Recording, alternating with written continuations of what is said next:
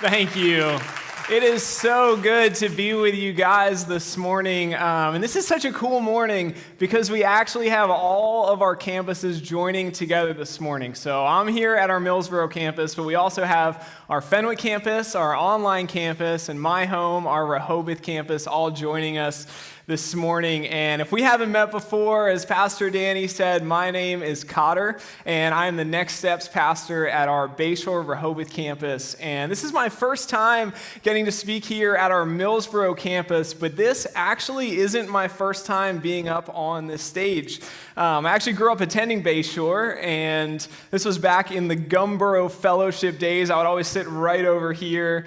And the first time I was actually on the stage was a Christmas play when I was in elementary school. I went to school at Epworth Christian just down the road in Laurel, and when I was in fourth grade, I was actually right here on the stage singing in a musical with my class from Epworth. I was one of the three wise men, and I'm not sure who chose me for that role because I can't sing at all. At all. I've heard rumors that Pastor Danny just has this incredible voice and he can lead worship. That is not me. I don't share that talent with him at all. But the whole night of our musical was so crazy. I can't believe my parents actually came and sat through that and listened to me sing for like 2 hours. That had to have just been so terrible. That was some real love by them. And it was a funny night because my friend Trey, he was another one of the wise men, and he was so nervous that night. So nervous that in the middle of the play, backstage, he actually threw up on baby Jesus. No lie. Unfortunately, that 100% happened. But all that to say, I'm just so thankful for the opportunity to be with you guys this morning. And I just love when we're able to unite all four of our campuses together at the same time. And I want to give a huge shout out to our other campuses this morning. So Millsboro, I need you guys to make some noise for our Fenwick campus, our online campus, and our Rehoboth campus. Can you help me in making some noise for them?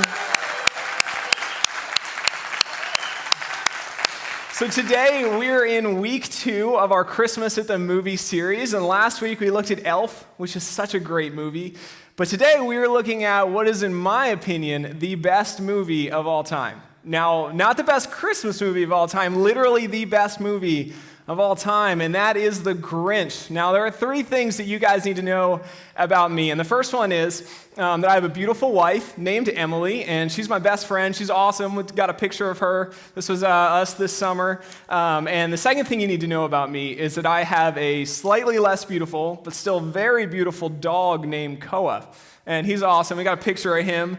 He's a Siberian Husky, and our Rehoboth campus knows that I will find any excuse I can to show you guys a picture of my boy Koa. I love him. And the third thing you guys need to know about me is that I love The Grinch. I love the Jim Carrey version of The Grinch so much. Now, there's a lot of different Grinch opinions out there, so I just want to see where you guys are at. If you're watching online, throw a comment in on YouTube or Facebook. And if you're in Fenwick or Rehoboth, make sure you're tossing those hands up because I'm going to check in with Jeremy and Bo this afternoon to find out where my true Grinch fans are. So whose favorite version of The Grinch is the book? Anybody? Nobody at all. Whose favorite version of The Grinch is the original cartoon movie? That's a good one. All right, we got some fans. That's what I grew up watching. How about the new cartoon movie that came out a couple years ago? Anybody like that? It's pretty good. Some kids like it. It's a good one. All right, now where are my true Grinch fans at that love the Jim Carrey version? All right. You guys are awesome. Man, I didn't expect that many. That's amazing. Nothing gets me more excited about Christmas than The Grinch. And in this series, we've been looking at ways that these Christmas movies can point us to Jesus. Now, if you're not familiar with the movie or the book, the story follows this guy named the Grinch, and he's named that because he has zero Christmas spirit. And he lives near a town called Whoville, and this town celebrates Christmas better than anyone else. They go all out for Christmas, and they go all out all year long. But the Grinch, he left Whoville when he was a child, and he made his home in a cave on a nearby mountain of Mount Crumpet. And this story follows this little girl from the town of Whoville named Cindy Lou Who as she tries to share the true meaning of Christmas with the Grinch. And at first, the Grinch isn't very receptive. He takes his anger out on Whoville by stealing all of their Christmas presents and all of their decorations. But eventually the love that Cindy Lou Who shows to the Grinch, it breaks through those grumpy walls, and he sees the true meaning of Christmas, and he returns all of their presents. So the Grinch is just this bitter, unhappy dude, and he hates everything about Christmas. And he lives up on this mountain just looking down at Whoville, and he's just disgusted with their joy and their love for Christmas. And today, we're going to look at a few ways that we can fight off a Grinchy attitude in our lives. So one person that had a lot of reasons to be Grinchy around Christmas was this prophet that we see in the Bible named Anna. And when we read about Anna, we're picking up in this story just 8 days after Jesus was born. So Mary and Joseph, the parents of Jesus, they take him to church. And when they get to the temple, this lady named Anna is there. So we're going to check her story out. If you have your Bible with you, we're going to be in the book of Luke, and we're going to be in chapter 2, starting in verse 36. And if you don't have a Bible, we have free Bibles at each one of our campuses in the back. So make sure you grab one before you leave today. But we're going to toss these verses up on the screen so you can follow along. We're in Luke chapter 2, and we're going to be starting in verse 36. And here's what it says. Anna, a prophet, was also there in the temple. She was the daughter of Phanuel from the tribe of Asher, and she was very old. Her husband died when they had been married only 7 years. Then she lived as a widow to the age of 84. Now, here's what jumps out to me about Anna. After she had been married for only 7 years, her husband passed away. And she had been through some crazy things. Have any of you guys been through some crazy things? Anna had only been married 7 years, and then she lost her husband. But then she continued on to live alone until she was 84. Now, I've been only married for about 5.5 years, and I can't even fathom the thought of losing my wife in another 1.5 years and then being alone until I'm in my 80s. Now, I miss my wife when we're away at work for 10 hours a day. I can't imagine just flying solo for another 50 years. But Anna was all alone. She lost her husband. She was probably poor because in this society, women and widows were kind of pushed aside. Anna had been through some crazy, difficult things. And isn't it true that when we go through crazy things in our lives, our attitudes tend to get a little bit grinchy? So often, my first response to pain and to stress and crazy things happening in my life is just to start complaining, to start pointing fingers at other people and blaming them for what's happening in my life. So many times I get bitter and frustrated, and it's easy to have a Grinchy attitude this time of year, right? Like shipping is taking longer, traffic is crazy, home goods is completely crazy. They're out of all their Christmas candles. It's freezing cold outside almost every day. You might still be eating leftover turkey from Thanksgiving 2 weeks ago. And I'm sure that 2-week-old turkey is starting to make you guys a little bit grinchy. It's so easy for our attitudes to get negative when things don't go our way. But what I love about the story of Anna is how we see her respond to these crazy things in her life. So she lost her husband after just 7 years of marriage. And let's look back at this verse to see what she did. So we'll toss verse 37 up. It says, then she lived as a widow to the age of 84. She never left the temple, but stayed there day and night, worshiping God with fasting and prayer. So Anna lost her husband, and do you see what her response was? She went to the temple and she worshiped God, and she never left. She stayed there day and night, worshiping God with fasting and with prayer, and she didn't leave. So if you're taking notes this morning, our first point is to stay in the temple. Stay in the temple. Anna is an amazing example of how to handle pain and difficulties. When she experienced tragedy, she turned to the Lord instead of turning to anger. And Anna dedicated herself to worship rather than complaining. Anna committed to God through prayer rather than blaming God for the difficulties that she was facing. Anna could have responded to this tragedy in so many ways, but she never left the temple. Never. Her pain didn't overwhelm her because she placed Jesus at the center of her life. And staying in the temple, it doesn't mean that you guys just get here on a Sunday morning and you just hang out here in the auditorium all week long. That's not what it means. Because of Jesus, we don't have to be in this building to have fellowship with God. Staying in the temple means to rely on Jesus constantly. Staying in the temple is relying on Jesus. And I think the temptation that we all have during the Christmas season is to leave the temple by not relying on Jesus because we have all these plans and all these commitments for the holidays. And it's so easy for us to get consumed with the presents and the movies and the get-togethers and the decorations and the traditions and the family drama. And when we do that, Jesus loses his place at the center of our lives. It's so easy for us to take this holiday that happens because of Jesus and to make it about so many other things. And that's not something that we do on purpose, but when we have so many obligations, the family events, the Christmas card photo shoots, the school plays, it's easy to let these other things take over our attention. And the more we focus on these other things, the less that we're relying on Jesus. And this idea of staying in the temple and keeping Jesus at the center of our lives, it's something that we can learn more about in the book of John. In John chapter 15, Jesus was talking to his disciples, and this was shortly before he was going to be killed. And Jesus knew that his disciples were going to experience some crazy trials and some intense pain, and Jesus wanted to communicate to them about how they could keep their faith in the middle of what they were about to experience. So we'll toss this up on the screen. It's John chapter 15, verse 5, and here's what it says. It says, "Yes, I'm the vine, you are the branches. Those who remain in me and I in them will produce much fruit. For apart from me, you can do nothing." When we choose to stay in the temple, when we choose to remain in Jesus, we're choosing to be rooted in God. We're choosing to make Jesus our focus and not all of these other distractions. And when we do this, we do it by praying instead of complaining. We do it by opening our Bible app instead of opening Instagram. We do it by turning on church instead of turning on Netflix. We do this by making small, consistent decisions throughout our day to place Jesus at the center of our lives. And in the story of the Grinch, there's this really big contrast between this wonderful, joyous, Christmas-loving town of Whoville and then this tall, creepy, nearby mountain known as Mount Crumpet where the Grinch lives. And when the Grinch was young, he lived in Whoville. He loved Christmas. But then he experienced pain as a child, and he responded to that pain by leaving Whoville and separating himself from everyone and everything that he knew. He left this Christmas-loving town, and he went up to Mount Crumpet, where he made his home alone. And over time, as the Grinch grew more and more isolated from Whoville, his anger grew, and his bitterness grew, and his frustrations grew.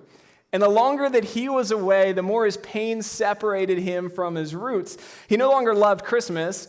And over time, that lack of love, it turned into hate. And the Grinch was separated from his roots. He was isolated. And this separation, it deprived him of his joy and his love. And we'll put this verse from John 15 back up on the screen.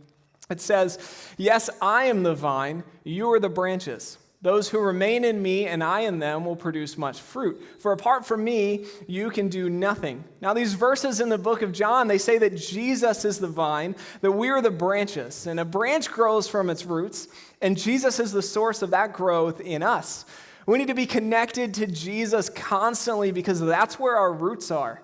And being rooted in Christ, being rooted in God's promises, that will hold you up when you go through trials. Now, my wife, Emily, and I, we come from families that are really big into trees and plants and things like that. My parents and my brother all have degrees in things like landscape design and landscape architecture, and they work in landscaping. When we're walking through the woods, they'll kind of point at a tree and call it by its scientific name. I have no idea what that means, and I just feel totally left out.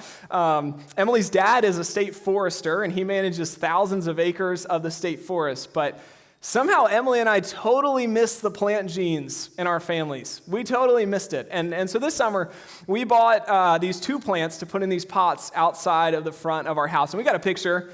We'll toss up. You can see our pots. But what you're seeing here, these two plants, these are not the original plants. These are actually plant number 7 and plant number 8. Since June, guys. When I say I didn't get the plant genes, you're starting to understand what I'm talking about. So we bought these two grasses in June, and we bought potting soil. We planted them, we watered them, and 3 weeks later, they were about as dead as a plant can possibly be.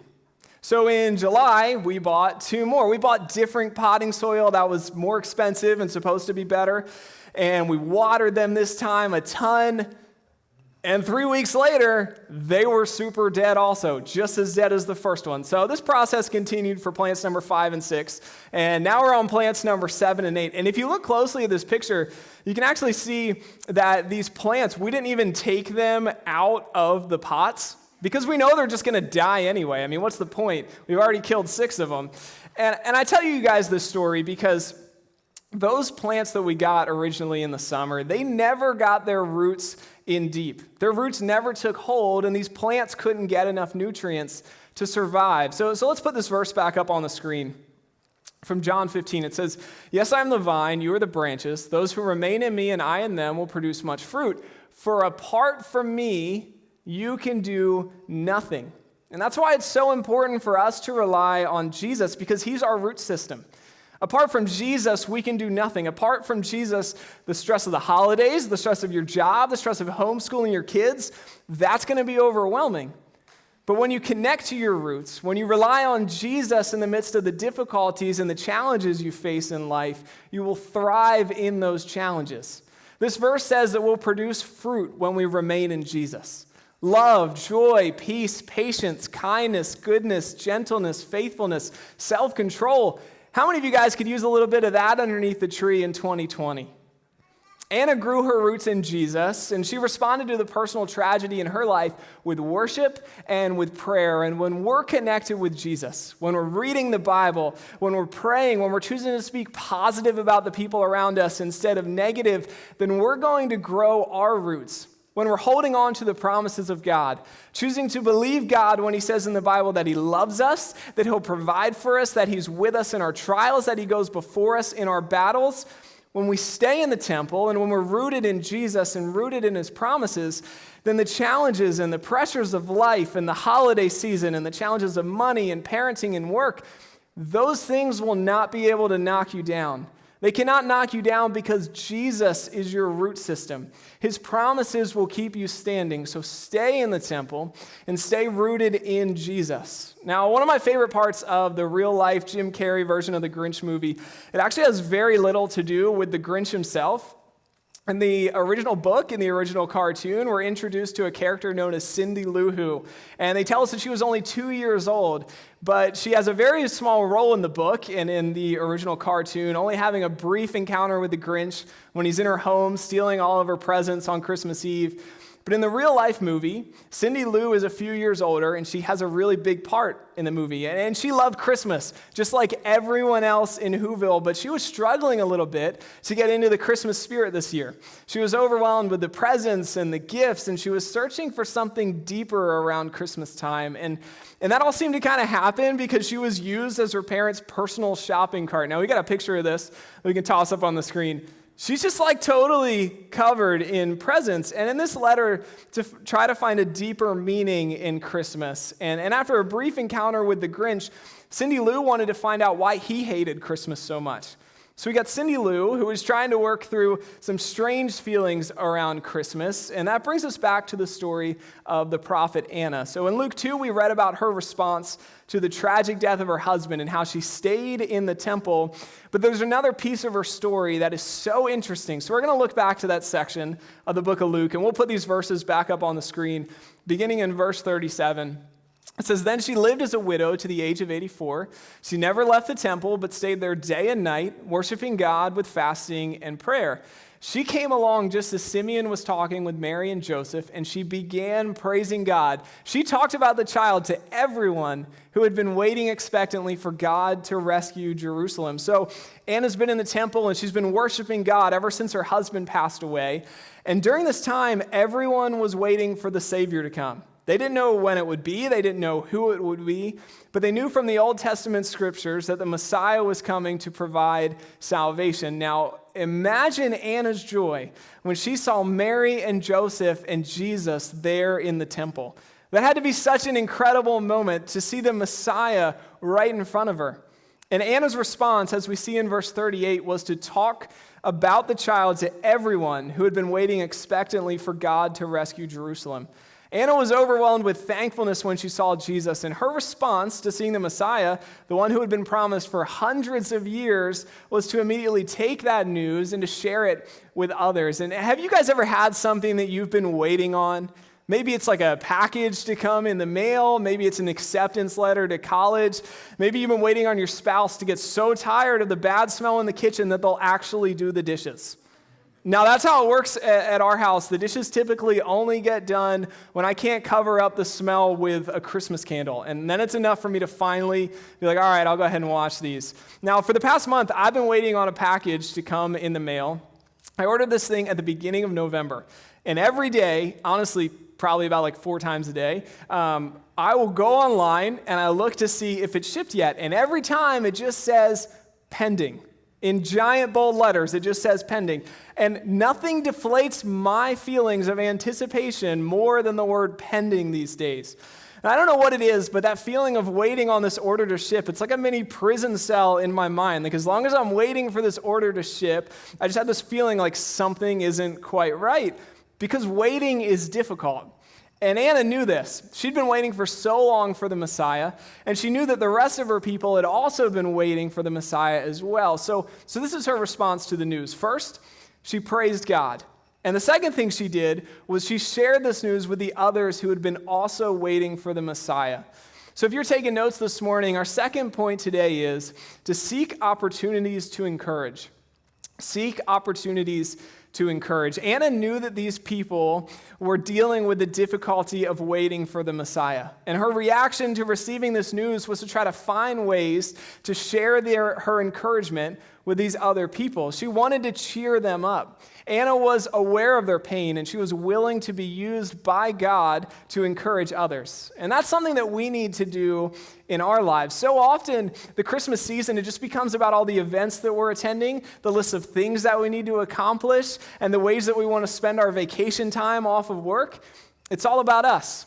It's all about what we've got going on in our lives, and we leave no space in our calendars to encourage the people around us.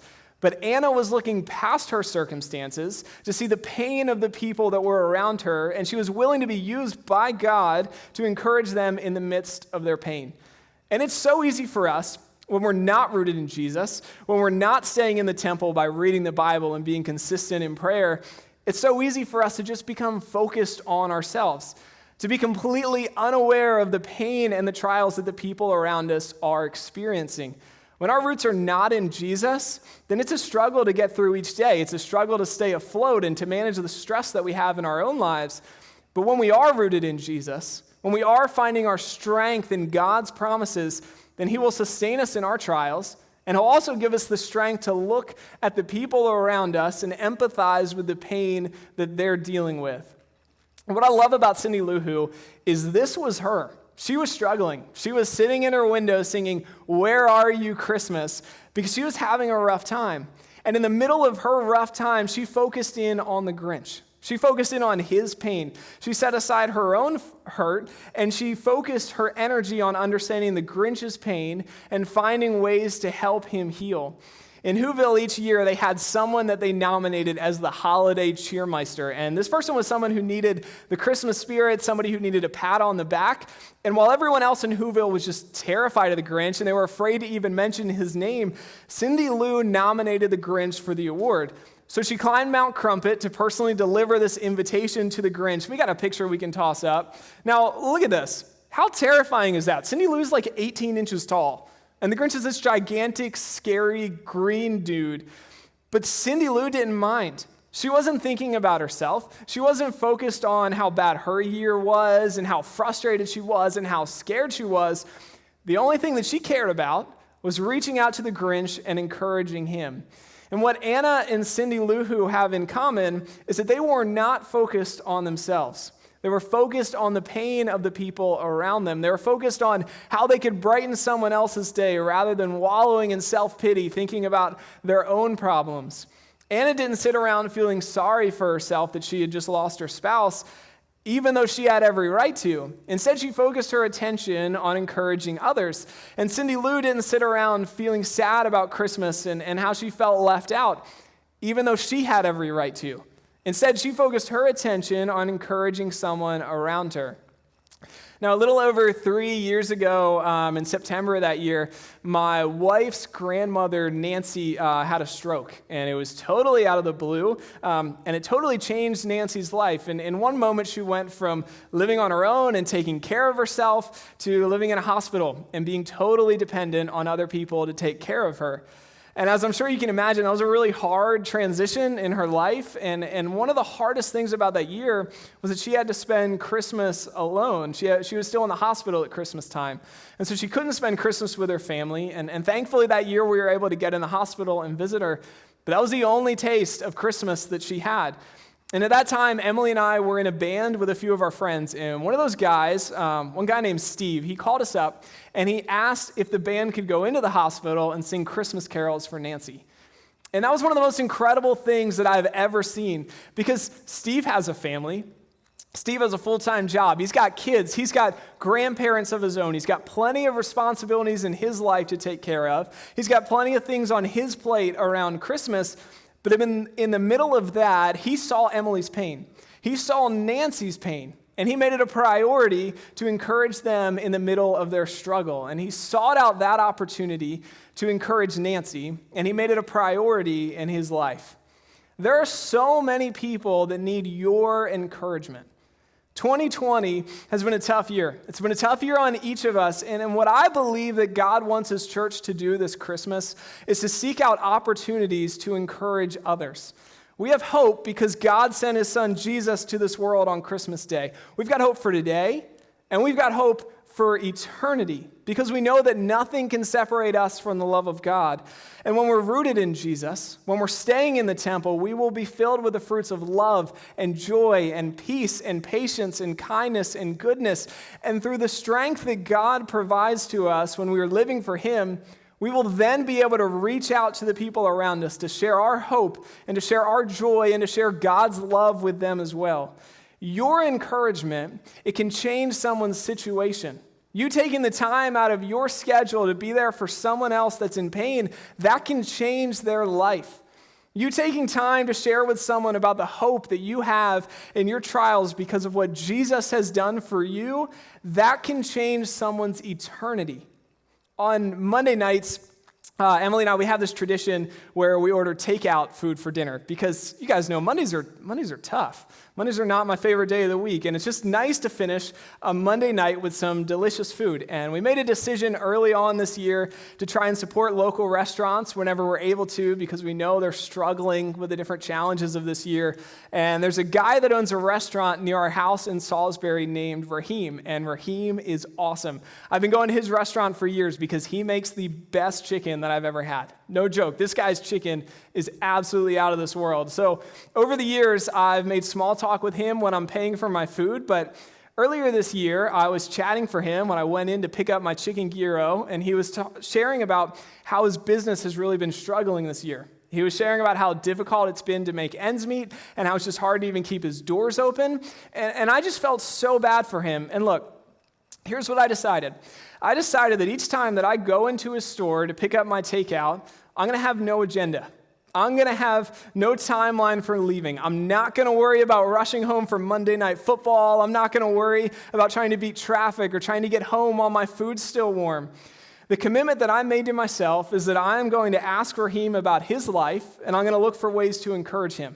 I'm going to look for ways to share with him about my hope and my joy that I have in Jesus. And look, sometimes that conversation lasts 15 seconds. Other times that conversation lasts 10 or 15 minutes. But I'm available and I'm willing to be used to bring hope to this man who is facing some intense battles in his life. And it's a small thing, it's not much, but God has given me the free gift of salvation through Jesus. And because of that, I have joy, and I have hope, and I have peace, and I want to do my part to share that with the people that are around me. Anna looked past her circumstances to encourage the people around her. Cindy Lou looked past her circumstances to encourage the people that were around her. Who needs your hope? Who needs your joy? Who needs your encouragement? How can you be available to them? And how can you be willing to be there for them this holiday season? We are surrounded by people that are struggling. People that need the encouragement that we have as a result of our faith in Jesus. And we can be the difference in their lives. We can be the source of encouragement and hope that they need. This Christmas season, let's commit to staying in the temple, staying rooted in Jesus, and let's find ways to share our encouragement with the people around us that need it. Let's pray. God, I thank you so much for this day, and I just thank you for giving us the opportunity to worship you. And God, I thank you for the hope that you've given us. I pray, Lord, that during this holiday season, you will help us to stay in the temple. Help us to keep our focus on you in the middle of all of the distractions that are out there. And I pray, God, that you will lay people on our hearts that we need to encourage. I pray that you'll give us opportunities to share your love and your hope and your joy with the people around us. I pray all this in your name. Amen.